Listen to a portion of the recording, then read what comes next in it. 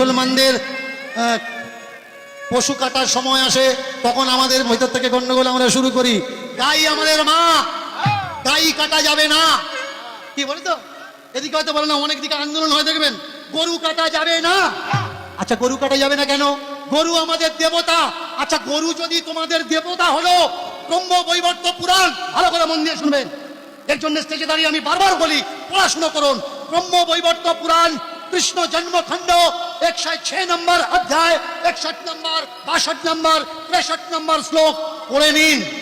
রুক্মিণীর বিবাহের সময় 1 লক্ষ গরু বলি দেওয়া হচ্ছে ভোজন করানোর জন্য। 1 লক্ষ গরু।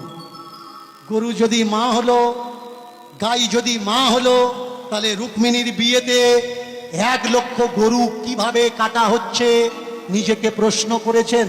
আমাদের ধর্মগুরুদের জিজ্ঞাসা করেছেন যে আমাদের ধর্মগ্রন্থে গরু কাটার প্রসঙ্গ কিভাবে আসে? আমাদের দেশে যে যজ্ঞগুলো হয় গোমেদ যজ্ঞ, ভালো করে শুনুন, গোমেদ যজ্ঞ। গো মানে গরু, মেদ মানে কি? মাংস। গরু কেটে গরুর মাংস দিয়ে যে যজ্ঞ হয়, তাহলে গরু যদি মা হবে যজ্ঞে কেন গরু কাটা হবে? কখনো কাউকে জিজ্ঞাসা করেছেন? বলুন তো, সত্যি কি হৃদয় থেকে গরুকে মা ভাবেন? জোর করে বলবেন, গরুকে মা ভাবেন? গরুকে যদি মা ভাবেন, তাহলে গরু যদি আমাদের মা হয়, যে আমাদের জন্ম দিয়েছে, আমরা তাকে রেখেছি একটা ঘরে, একটা খাটে, একটা বিছানায়। আর গরু যদি আমাদের মা হয়, গরুকে গলায় দড়ি দিয়ে আমরা বেঁধে রেখেছি গোয়াল ঘরে।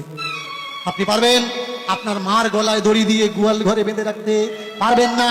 মাকে মা বলছেন, কিন্তু কর্তব্যের সময় গলায় দড়ি বেঁধে তাকে গোয়াল ঘরে রেখে দিচ্ছেন।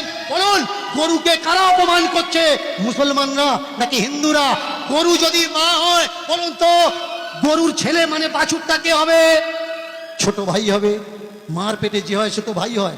এবার বলুন, গরুর বাছুর হলে, বাছুরটা যদি আমার ছোট ভাই হলো, 21 দিন পরে গিয়ে প্রথম দোয়াটা কতদিন দেন? কতদিন পরে দেন? 21 দিন না?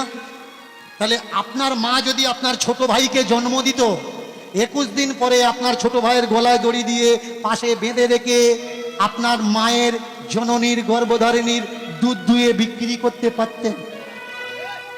আমাকে বলবেন না যে আমি হিন্দু ধর্মের অপমান করছি। আমি প্রশ্ন করছি, আমি জানি না, আমি অবোধ শিশু। আপনাদের কাছে জানতে চাচ্ছি কোনটা করা উচিত আর কোনটা করা উচিত নয়। বলুন তো, গরু যদি আমাদের মা হবে, অনেকে বলে গরু দুধ দেয়, গরু দুধ দেয়। ভালো করে শুনুন, গরু কখনো দুধ দেয় না। বাছুরকে বেঁধে, গরুকে বেঁধে আমরা দুধ বের করে নিই। গরু আমাদের দুধ দেয় না, অচেরায় পড়ে দুধ বের করতে বাধ্য করাই। আর যদি দুধ না দেয়, লাথি মারে আমরা কি করি? সামনের পা বাঁধি, পিছনের পা বাঁধি। বলুন, যাকে মা বলে ডাকছেন, এই ব্যবহারটা যার সঙ্গে দিচ্ছেন, সত্যি কি ঠিক ব্যবহার দিচ্ছেন? এবার বলুন তো, যাকে মা বললেন, এটা আমার মা, চলে যাবেন ইউপির দিকে, বিহারের দিকে, যোগী সরকার বন্ধ করে দিয়েছে গরু কেনা বেচা। কোটি কোটি লাখো লাখো সাইকড় গরু রাস্তায় ঘুরছে, আর ওর খেতে ঢুকছে। ক্ষেতের মালিকরা চতুর্দিকে ইলেকট্রিকের তার ঘুরিয়ে দিয়ে রেখেছে, কারেন্টের তার, ঝটকা লাগবে আর গরুগুলো চলে আসবে। গরু যদি মা হবে, তাদের রাখার ব্যবস্থা না করে রাস্তায় যারা ছেড়ে দেয়, কেন?